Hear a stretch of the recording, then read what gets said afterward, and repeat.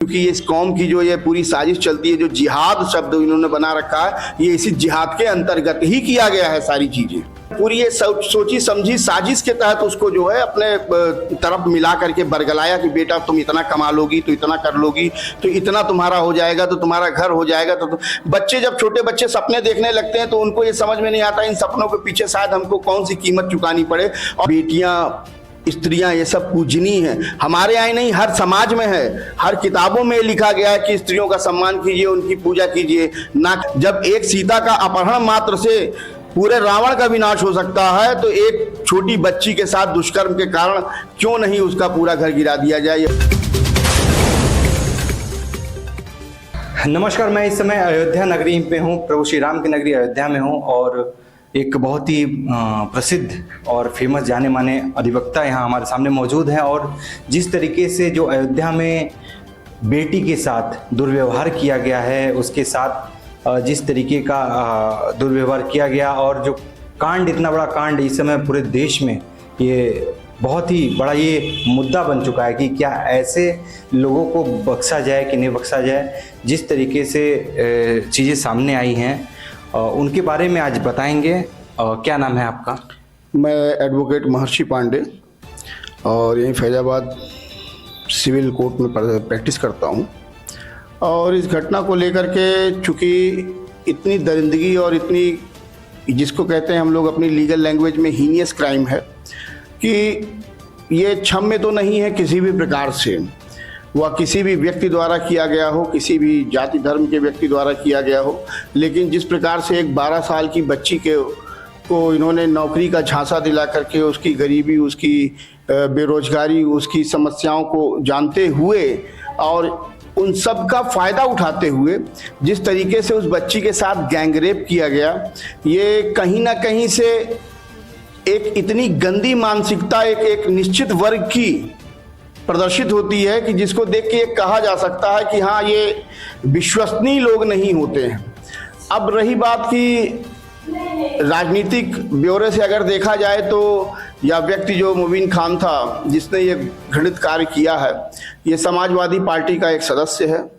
और इसके साथ साथ इस समय के जो सांसद माननीय अवधेश जी हैं, उनके साथ का परमानेंट हमजोली है ये।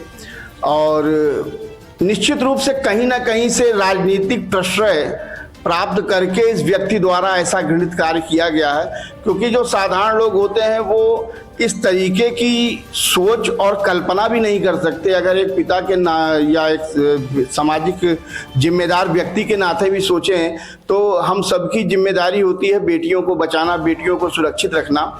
लेकिन जिस तरीके का घिनौना कृत्य एक 12 साल की बच्ची के साथ किया गया, जिसने अभी तक जीवन के ठीक से सारे बसंत भी नहीं देखे, उसको इस प्रकार से और इस तरीके से, जिसको आप कह सकते हैं कि नौकरी के नाम पे बंधक बना लिया गया।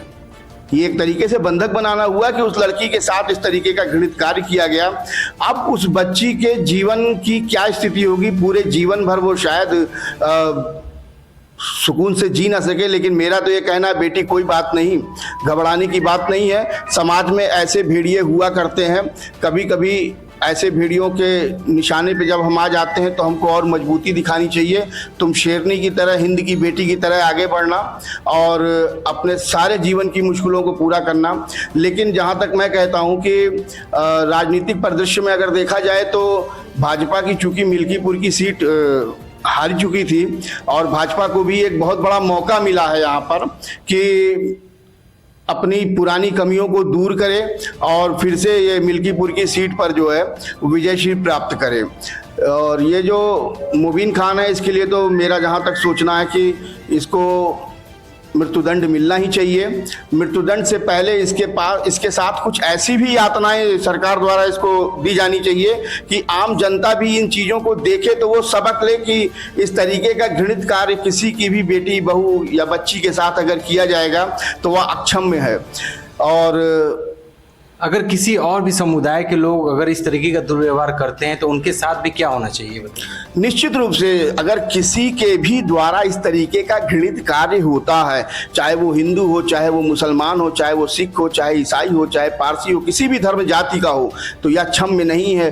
क्योंकि हमारे यहाँ बेटियाँ, स्त्रियां ये सब पूजनीय हैं। हमारे यहाँ ही नहीं, हर समाज में है, हर किताबों में लिखा गया है कि स्त्रियों का सम्मान कीजिए, उनकी पूजा कीजिए, ना कि आप अपने हवस की खाली पूर्ति कीजिए।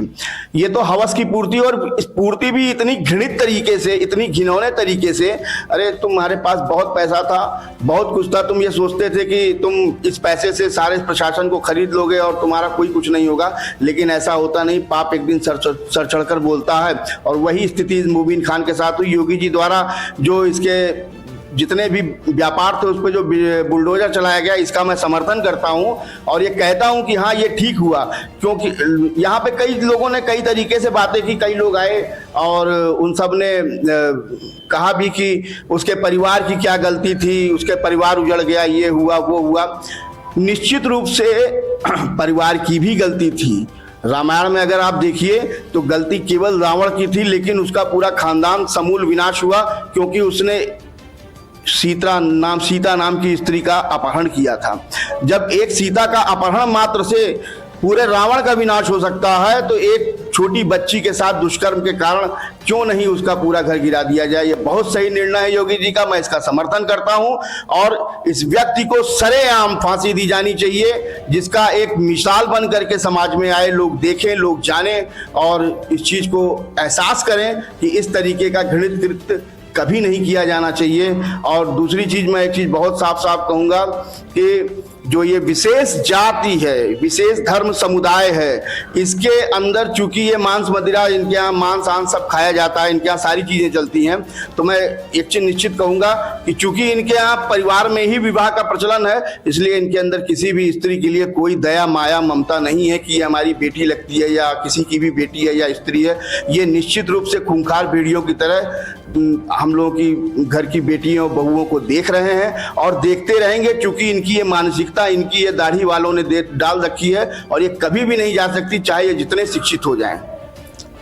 तो सुनने में ये आया कि 2 महीने से लगातार वो उनको बुलाया जा रहा था फ़ोन कर करके, और वो अपने घर में ही अपनी माँ से लड़कर वो बेटियां चली जा रही थी उनके कारखाने में। ऐसी बातें। राजू खान नाम का व्यक्ति भी इसमें शामिल है, उन्होंने भी बुलाया था, वो भी बुला रहा था लगातार उनको।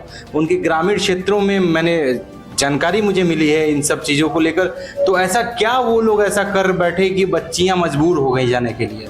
देखिए, चूंकि ये जुवेनाइल का मामला है, ये बच्ची जो थी ये नाबालिग थी। 12 साल के बच्चे का आप कितना मानसिक आकलन कर सकते हैं कि वो कितना मानसिक रूप से सक्षम होगा। 12 साल की बच्ची घर में, परिवार में परिस्थितियां देख रही है, स्थितियां अच्छी नहीं है, पैसे नहीं आ रहे हैं, उसने भी सोचा होगा माँ बाप का हाथ बटाया जाए। और चूंकि ये परिपक्व हैं भाई, मुबीन खान अपने में खुद परिपक्व है, इसके साथ काम करने वाले सब परिपक्व हैं। इन्होंने पूरी ये सोची समझी साजिश के तहत उसको जो है अपने तरफ मिला करके बरगलाया कि बेटा तुम इतना कमा लोगी, तो इतना कर लोगी, तो इतना तुम्हारा हो जाएगा, तो तुम्हारा घर हो जाएगा। तो बच्चे, जब छोटे बच्चे सपने देखने लगते हैं तो उनको ये समझ में नहीं आता इन सपनों के पीछे शायद हमको कौन सी कीमत चुकानी पड़े। और वही उस बच्ची के साथ हुआ। इन लोगों ने पूरी अपनी मजबूत मानसिकता का प्रयोग करके, छल बल का प्रयोग करके उस बच्ची को फंसाया, और फंसाने के बाद इस तरीके की प्रक्रिया की। ये तो भला हो जो ये चीज़ें उसके गर्भवती होने पर उसके परिवार द्वारा लोगों को पता चली, नहीं तो शायद ये लोग इतने भी बड़े शातिर हो सकते थे कि या तो शायद बच्ची संसार में ना होती, या उसका गर्भपात गिरा करके कुछ पैसे दे करके उसके परिवार को दबा लिए होते।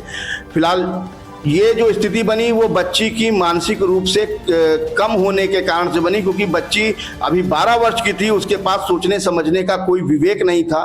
केवल इतनी ही सी बात है। और इसमें इन लोगों की, चूंकि इस कौम की जो ये पूरी साजिश चलती है, जो जिहाद शब्द इन्होंने बना रखा है, ये इसी जिहाद के अंतर्गत ही किया गया है सारी चीज़ें। देखिए, यहाँ पर लगातार यही है सबका कहना कि जो चीज़ें आई हैं सामने, कहीं न कहीं उनको फंसाया गया है, उनको बरगलाया गया है कि मजबूर होकर गई हैं।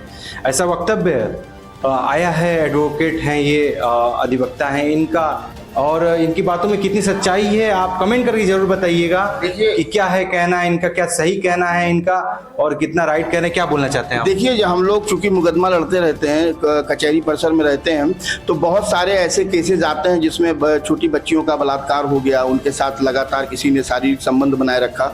तो इन सब केसों के जब हम लोग तहत में जाते हैं तो यही निकल के आता है कि चूंकि सामने वाला जिसने इस तरीके का शोषण किया वो मानसिक रूप से मजबूत था, उसके पास सोचने जाल बनाने की क्षमता थी, तो उसने उस बच्चे की मानसिक क्षमता की कमी के कारण उसको इस तरीके से शोषित किया।